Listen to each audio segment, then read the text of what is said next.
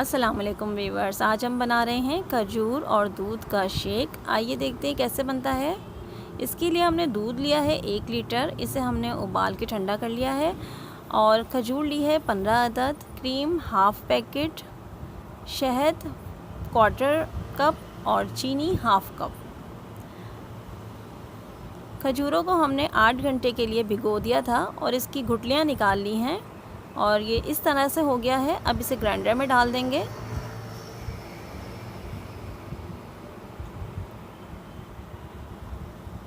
और इसके साथ शहद डाल देंगे।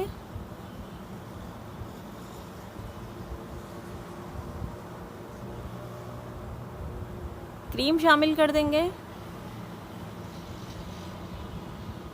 और चीनी भी डाल देंगे और थोड़ा सा दूध डालेंगे, भलाई समेत दूध डालेंगे